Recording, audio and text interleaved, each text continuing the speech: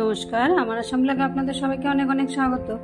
আজকে যেহেতু মঙ্গলবার, সকালবেলা উঠেই সকালের জল খাবারের জন্য আজকে সুজি দিয়ে উত্তপমের মতো বানিয়েছি, কিন্তু পেঁয়াজ টিয়াজ কিছুই দিইনি। যেতে সস দিয়ে খেয়ে নিতে পারে, এখন পেঁয়াজ দেবো না। একজনে পেঁয়াজ ছাড়া, একজনে পেঁয়াজ দেয়। সারাদিন ভর তো ঝাল ছাড়া, পেঁয়াজ ছাড়া, নিরামিষ এই করে করে একই রান্নাকে 3-4 ধরনের করতে হয়।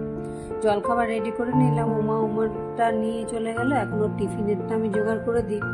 বাইরে আজকে এত প্রচণ্ড রোদ দিয়েছে, মানে সকালবেলায় এখন 8:30 পৌনে 9টা বাজে, তাতেই এত গরম লাগছে। তাই ওরাও খেতে বসে গেছে। ওদের উমার টিফিনটা করে দিয়ে তারপরে আমি আমার জলখাবারটা নিয়ে বসে পড়বো। এখানে নিয়ে নিলাম 3টে সুজির বড়াটার মতো, সস দিয়ে চা দিয়ে ওটস আছে সঙ্গে রোজকার মতো। খেয়ে দিয়ে যাওয়ার পর টেবিলটা মনে হয় একেবারে জ্বর উঠে থাকে, এমন অবস্থা। চারদিকে রাত্রের থেকে জমা হতে থাকে কাপ, গ্লাস, বাটি।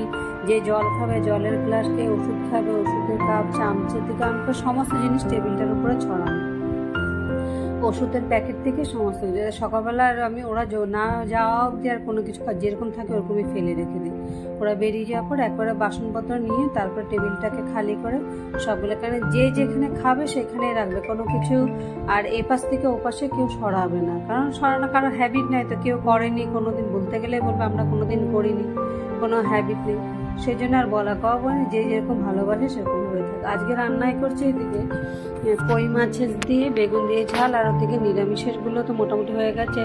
ডাল আছে, করলা সিদ্ধ করেছি, বেগুন চচ্চড়ি করে দিয়েছি নিরামিষের জন্য।